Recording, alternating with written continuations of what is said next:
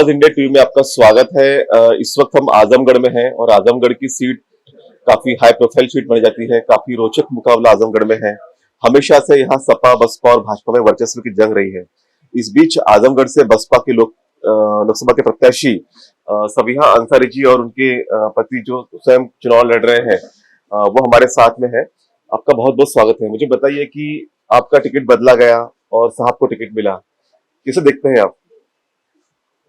देखिए, पहली बात तो मैं आपसे बता दूं कि बहन जी ने मुझे इतना बड़ा आशीर्वाद आजमगढ़ की इस बेटी पे विश्वास जताकर भेजा था, ये बहुत ऐतिहासिक फैसला है। हाँ हाँ। और किसी वजह से हमारे हस्बैंड का नामांकन होता है, लेकिन चुनावी मैदान में आजमगढ़ की ये बेटी ही मुकाबला कर रही हाँ है। बिल्कुल, अभी साथ साथ में दिख रहे दोनों।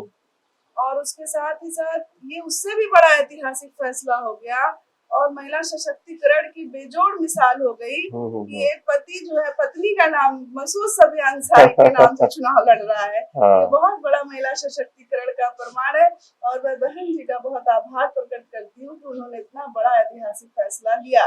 बिल्कुल। जिस तरह से हम देख रहे हैं कि यहाँ पे समाजवादी पार्टी के लोग डेरा डाले हुए हैं।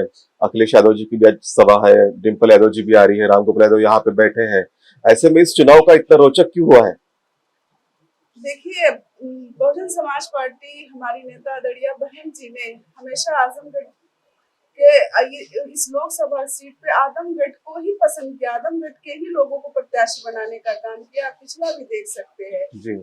तो आजमगढ़ के ये एक ऋषि मुनियों की सरजमीन है, राहुल संकीर्तन की सरजमीन है, अल्लामा शिबली नुमानी की सरजमीन है, शिबली और कैफी आजमी की सरजमीन है। तो आजमगढ़ में ऐसे लोग हैं जिनको प्रत्याशी बनाया जा सकता है, लेकिन ये लोग आजमगढ़ को उनकी पहचान मिटाने का काम कर रहे हैं, इसलिए वो यहाँ पे डेरा डाले हुए हैं। अच्छा, तो दोनों प्रत्याशी बाहरी है? बिल्कुल बाहरी है और बहुजन समाज पार्टी ने हमेशा लोकल प्रत्याशी आजमगढ़ का उतारने का काम किया है। ये कोई नई बात नहीं है। बिल्कुल। पिछले जब लोकसभा उपचुनाव हुआ था तब बीएसपी और सपा में ही जंग हुई थी, लेकिन बावजूद उसके ये सीट बीएसपी जीत नहीं पाई थी। पिछले मरतबा भी जीत नहीं पाई थी। इस बार कैसे जीत की उम्मीद देखते हैं आप? बिल्कुल, हमारा प्रत्याशी बहुजन समाज पार्टी का प्रत्याशी पिछले चुनाव में मात्र 30,000 वोटों से पीछे रह गया है। हाँ। और बहुजन समाज पार्टी का जो संगठन है वो बहुत मजबूत है और उससे भी मजबूती के साथ सन 2024 के चुनावी मैदान में उतरा है और हमारी पूरी कोशिश है और हमें आजमगढ़ की जनता का आशीर्वाद मिला है कि जो हमारा पीछे छूट गया रिकॉर्ड था वो पूरा हो जाए। लेकिन जो बीएसपी के प्रत्याशी थे पिछली मर्तबा, वो अभी सपा में चले गए हैं और वो दावा कर रहे हैं कि मुस्लिम वोट बैंक उनके साथ में है। ऐसी बात नहीं है। मुस्लिम वोट या कोई भी वोटों की ठेकेदारी नहीं कर सकता, कोई भी समाज हो। सब लोग अपने अपने फायदे के लिए काम करते हैं और पिछला चुनाव उन्होंने लड़ा था, सन 2022 का चुनाव वो लड़े थे, देखा था आपने कितना वोट पाए थे। और उसी में इरफान अंसारी साहब भी चुनाव लड़े थे, उनको भी 16-17 हजार वोट मिला था। तो ऐसी बात नहीं है। हमारे साथ बहुत सारे मुस्लिम भाई हैं, आप या बहुत सारे लोगों को आप देख लीजिएगा फील्ड में जो है हमारे साथ। तो ये कोई बात नहीं है कि कोई किसी के वोटों की ठेकेदारी कर सके। जी बिल्कुल। आप मुझे बताइए कि आजमगढ़ की जनता के विकास के मुद्दे क्या है, किन मुद्दों पर ये चुनाव लड़ा जा रहा है? देखिए, बेरोजगारी, महंगाई हर जगह का मुद्दा है, वही आजमगढ़ का भी मुद्दा है। अगर हमारी सरकार आती है, अल्लाह ने हमें इस लायक बनाया, तो हम आजमगढ़ के स्थानीय प्रत्याशी हैं। हम गांव-गांव में घूमने का काम करते हैं और यहाँ की सड़कें बदहाल है। यहाँ पे पूरी तरह से रोजगार को लघु उद्योग लाने की पूरी कोशिश की जाएगी। अच्छा, तो जिस तरह से विपक्ष मुद्दा बना रहा है संविधान को, आरक्षण को, और ये कह रहा है कि बीएसपी के वोट भी हमारे पास में शिफ्ट हो रहे हैं, इसको कितना सच मानते हैं आप? देखिए, संविधान की बात अगर की जाए तो पहले आप उनसे पूछिएगा कि संविधान क्या है। नागरिकों का अधिकार ही तो संविधान है। हर समाज की बराबर नुमाइंदगी हो, हर समाज को बराबर अधिकार हो, उसके मान सम्मान का अधिकार ही तो संविधान है। और बहन जी ने ये अपने टिकट बंटवारे में ही पहले बार पूरी संविधान को लागू कर दिया है। उन्होंने हर समाज को नुमाइंदगी करने का मौका दिया है। तो पहले वो लोग अपने जो वो लोग कह रहे हैं उसमें तो संविधान दिखाए, फिर वो बाद में बातें करेंगे कि वो क्या करेंगे संविधान के लिए। जी, मशहूर साहब, आप स्वयं कॉन्टेस्ट कर रहे हैं, कैसा रिस्पांस मिल रहा है आपको लोगों का?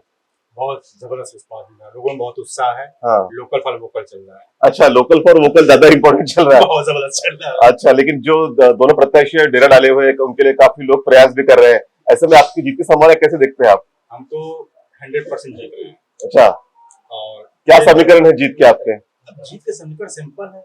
हाँ। एक तो हमारे साथ इतनी बड़ी गठरी बहन जी ने दे दिया है, अच्छा, ओके। ठीक है। हाँ। उसमें थोड़े से आजमगढ़ लोगों के लाड और प्यार चाहिए हमको, हाँ। और वो सारे समाज सबको मिल रहा है। अच्छा, पूरी उम्मीद है कि हम तो ये जो आजमगढ़ में अगर आप जीत कर आते हैं सपोज, तो क्या आपकी प्राथमिकता होगी, किस तरह से आप इसका विकास करेंगे? देखिए, सबसे पहली चीज विकास की बात रही तो जिस तरह से हम गांव में रह रहे हैं, हाँ।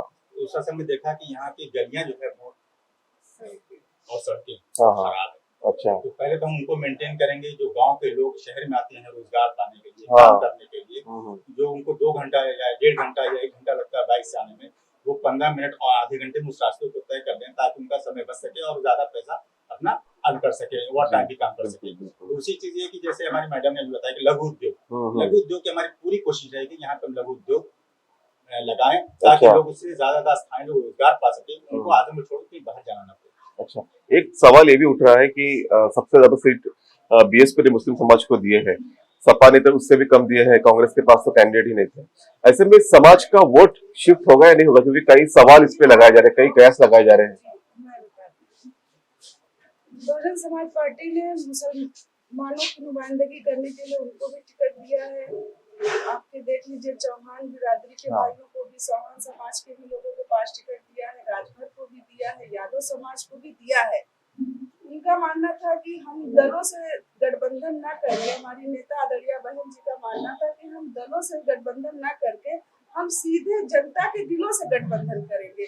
और जैसा जैसा जहाँ पे ये उत्तर प्रदेश की राजनीति खास करके मैं बात करूँ तो ये जातीय समीकरण पे आधारित है। जी हाँ। और बहन जी ने ऐसा ही प्रत्याशी को उतारा है जहाँ पे जिसकी संख्या अधिक है, भारी है, वहाँ पर ही उन्होंने वैसा ही समाज का प्रत्याशी उतारने का काम किया है। जी बिल्कुल।